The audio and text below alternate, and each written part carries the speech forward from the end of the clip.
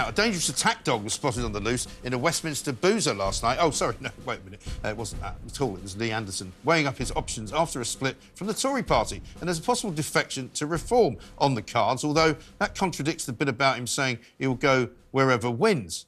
Joining me to discuss all of this, my panel's here. Madeline Grant, journalist at Telegraph, Stephen Barrett, barrister and writer, and Ella Whelan, of course, columnist at Spikes Online. But first, let us speak to talkTV's chief political commentator, Mr. Peter Cardwell. Peter, very good evening to you. Hi, Mike. How are you doing? Very well indeed. And I know you've had a very busy day today, so we'll try not to keep you too long. But tell us exactly what we know today, because as we have a sort of Lee Anderson watch going on, I don't know what he's up to right now, but tell us what you know about what he's been up to. Well, a very trusted source told talkTV that Lee Anderson was boasting yesterday in Parliament about how he's being courted by Reform UK. We know about the meeting that he had with its leader, Richard Tice, in a travel lodge kind of Premier Inn off a motorway service station. But he was in Parliament yesterday talking to people, saying that he'd actually first been asked as a Labour person to, he wasn't an MP at the time, by Nigel Farage apparently, to become a member of UKIP back in 2015. But he certainly said he enjoys the job that he does and wants to do it wherever he thinks he will win. He apparently, according to our trusted source, even joked about joining the Liberal Democrats, but I don't think he was being serious at that point. No. And, I mean, I suppose we will wait and see what the Tory party will do, because every time any Tory MP goes on television or any minister goes on television, they get asked, what was it that he did wrong? Why did you suspend him? And they can never answer that question. They can only say, well, we suspended him because what he said wasn't right. But they don't say it was Islamophobic, and they're going to be caught in that sort of wheel for a while, aren't they? Mm. Well, you're absolutely right, Mike. This is day 6 of this scandal. And, I mean, I think the next logical move is probably for Lee Anderson to join Reform UK. I wouldn't be surprised if that happens, and he would be their first MP. The party Reform UK has only actually existed for about the last 3 years or so, but of course it came out of the UKIP split, which became the Brexit Party, which became Reform UK. All a bit complicated, but nonetheless people will remember that trajectory. But yeah, you're right. For the Conservatives, this is still very, very difficult for them. Rishi Sunak had a pretty good Prime Minister's questions today, but very, very personal between him and Keir Starmer. But certainly from Lee Anderson, he's still the person people are talking about in Parliament, wondering just what is he going to do next. Yeah, absolutely right. Well, Peter, thank you very much indeed. Peter Cardwell there checking in with us on the latest on Lee Anderson. Who knows if he's in another Commons bar tonight. Madeline, you would have been watching PMQs today. I mean, this kind of story is just going to drag on and on, because I said, I think on Monday, if Keir Starmer does become the next Prime Minister, he should immediately give Lee Anderson a peerage. But it's just taking all of the, you know, kind of focus away from Keir Starmer and Labour and the Speaker and what happened last week. It's all gone. Well, I kind of blame the Westminster bubble for that partly. I think that this is the kind of, like, slightly trivial story that really gets them going. And obviously, you know, the Prime Minister did actually suspend Lee Anderson pretty quickly after those remarks. So I don't actually think it's possible to argue, as Labour is doing, that the Tories didn't care about these remarks or that they were relaxed. It seems to be like splitting hairs. They will condemn it, but not for the reasons that they want him to condemn those remarks for.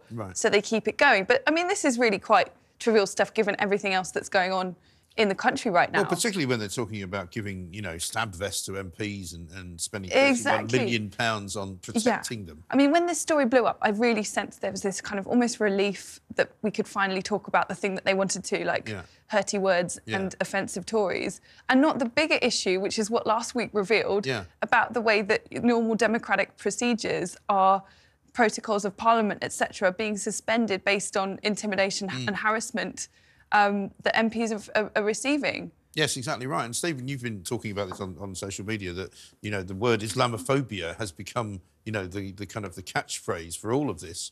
You've got people on one hand saying this is a word we must use, other people saying, well, no, we mustn't use it, it's a blasphemy law by the back door. Legally speaking, what's the difference between racism and Islamophobia? Well, that's for me, obviously, that's the interesting point. So there is what is purporting to be a definition of Islamophobia. It doesn't work. It's far too fat. It's very badly written. It's largely contradictory. I mean, if the person who drafted it actually wants to protect Islam, then there are bits of it which exclude it. It's just really silly. It's just badly written. As a result, Islamophobia doesn't really exist. Now, ordinarily, we treat bigotry against religion as a different type of bigotry, a different class. We give a very special case to Jews and to Judaism, and that's largely because the bad people always insist that Judaism is an ethnos. Right. You know, in Nazi Germany, you were not allowed to stop being a Jew by just going, I've converted to Christianity, I don't want to be a Jew anymore. Right. You weren't allowed to do that. The bad people who punish and who are awful to Jewish people, never let them escape. So they are treated as a special condition. Other religions... hence anti-Semitism rather than racism. Yeah, exactly. Well, it is anti-Semitism, hence anti-Semitism being racism. Right. But bigotry against other religions or disliking other religions doesn't normally get that characteristic. It's not normally a race. And it's odd to try and claim Islam as a race. It's got over 1 billion members. What racial characteristics do they share? This is, you know, and are we going to do this with Hinduism? Are we going to do this with Christianity? Where is it? Because law must be applied consistently. So if we're going to treat this like law, are we going to treat it consistently? And really, the cleft stick that the Conservatives are in is that Lee Anderson was offensive, and they don't think people should be offensive. And they should just say that. You know, we don't think our MPs should be offensive. But they're caught in this trap. And I'm with Mads that this is very much draining attention away from the fact that our Constitution was subverted. We have very serious questions about the Speaker of the House of Commons, probably the most serious questions we've had about any Speaker of the House of Commons in years. And they're all being distracted by Lee Anderson getting drunk in a bar. Yeah. Ella, what do you make of it all? Maybe I think it's not so trivial because I think that it reveals some of the cowardice in politics, particularly in the Conservative Party, because whether or not you use the Islamophobia word, I think at best it's like Stephen says, it's become far too broad and encompasses far too much to be taken seriously. But you know, Rishi Sunak and any Conservative Party that was on the airwaves in the sort of 24 hours after Anderson's comments just sort of said, well, it's not right. It's not a good... No, it's not a right word. Yeah, and it's like, oh, spell it out. It's obviously prejudiced to suggest. The inference in Anderson's comments was that because Sadiq Khan is Muslim, therefore he's more likely to be taken charge of by Islamists. Whether you call it Islamophobia, whether you call it prejudice, whether you call them, you know, words that you can't say this hour of the night on television...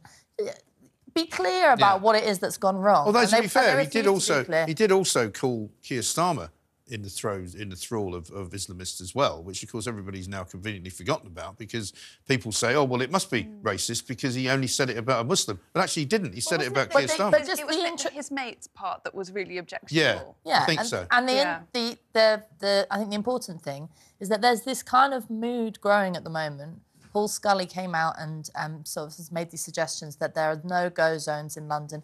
Lee Anderson is being very bullish and saying, I won't apologise, I'm going to say it as it is. And there's this picture being created of London as this sort of hellhole run by extremists where women can't walk at night and everything's terrible and everyone's knifing each other. I mean, none of these... Lee Anderson clearly hasn't taken a walk out at night in London because that's not what it's like. And I get very defensive of people slandering my hometown. Well, it can be like that in London. It can be like that in New York. It can be like that in Liverpool. It can be like that in a lot of cities. But I think and there are certainly areas of Britain, I think people would say, which have become difficult for certainly Jewish people to go into. Well, there's two things that can be true at the same time. Lee Anderson can be being an idiot and someone who should, be reprimanded for what he said. And actually, I think strayed into sort of being racist.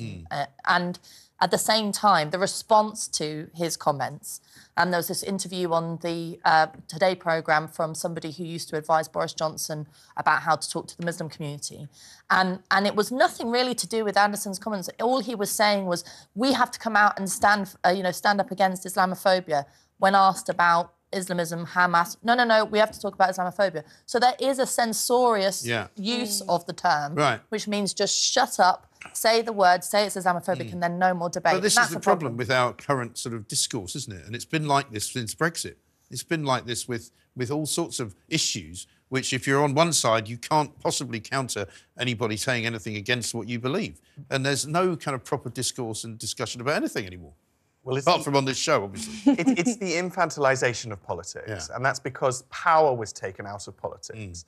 With the Maastricht Treaty and then with the Lisbon Treaty, as power is taken to the EU, Westminster becomes largely performative. They forgot how to be sensible. Well, they forgot the dignity of power. They forgot the importance of it. So we're not having a nuanced conversation about anything that's happening, about the 31 million being spent on defending MPs, about on any issue. Instead, we're getting performance theatre. And actually, it's starting to lose any real credibility. I mean, they do feel like they're acting. Politicians are now at an all-time low in terms of trust and faith from the from the populace. And I was going to say, I saw a couple of questions today that were interesting on social media. If we're spending £31 million on protecting MPs, could we please know who it is that's threatening them? Well, precisely. But we haven't seen that, have we? Precisely, and I'm getting really fed up with the threat that if one speaks out frankly about what's going on, then that is inflaming the tension. Right. Yeah, well, don't say it. Yeah. I mean, instead of arrest the guy who's got the club. If that's what we're spending, if this is what's going on, if genuinely our processes are being subverted because of threats to the lives of MPs, then I say that's pretty inflamed already, isn't it? And it does no one any favours to... You don't deal with this thing by saying, let's all go and work from home and never come out. No, well, there was a report a month ago or something by the Joe Cox Foundation, which looked into toxicity in politics. And it mentions, that people don't really understand what MPs do for a job. And, that means that they get cross when they email them. And, really, we need to make the process whole more open. And at no point in this report on toxicity did it mention Islamism or anti-Semitism or gender critical, didn't mention Rosie Duffield's name. It didn't mention any of the things that you would immediately think of when you thought of toxicity in politics at the moment. Yeah. So they're all sort of lying to themselves. I mean, even the Labour Party has sort of got its fingers in its... Half of its MPs are saying, look, there's a real problem building in my constituency. I don't know what to do about it. And then the sort of shadow cabinet are saying, la, la, la, la, nothing to see here. But I think the problem with... politicians at the moment is that they're all careerists. I mean, Lee Anderson is, what a kind of charlatan. He's just saying, I'll go wherever. I mean, obviously your joke about reform might play itself out, but he's just somebody who wants to hold court in the Commons bar. He's power mad, and I think you can see people do similar things with Braverman, similar things with Rishi Sunak. I mean, similar things with Keir Starmer. They're all looking forward to the point at which they can close the door on their political career and open it on the after-dinner speeches. I think that's pretty disgusting. It is pretty bad. But, I mean, people say that that Lee Anderson is, in fact, quite a decent politician, quite a good local politician. He actually does see constituents. He actually does help them out. All of the things. We know he's brash. We know he's all of those things. Well, Corbyn's never been criticised for that. He's been criticised for being a mate of Hamas. I mean, it's slightly different. I mean, he might be very nice to his constituents. But in the end as well, surely we have to have this situation stopped where seemingly some activists think it's OK to just go up to people in the street, shout at them, prevent them from speaking, visit their constituency offices, terrorise them, chase them down the road. That can't go on, surely. It's got to stop. The thing that I often notice when people are speaking out about this, we saw it recently actually with people like Extinction Rebellion and Just Stop Oil. They often kind of say that because their grievances are so strong, that they're kind of victims, that what is going on in the world is so dangerous, that they basically gives them the right to do literally anything they want at all. Like, the way I feel is really strong. And I think we've seen similar with some of the way that some of the Gaza protests have turned into something really objectionable. Yeah, because if you are in any way supporter of Israel, you must be an absolute scumbag. Well, if they say, it's a genocide going on, then that justifies any kind of behaviour, no matter what it is. And I think that attitude is kind of really... I notice it more and more, and I think we really have to take on that idea very, very strongly. Absolutely right. Well, listen, we've got lots more to say and lots more to talk about, so thank you very much indeed for all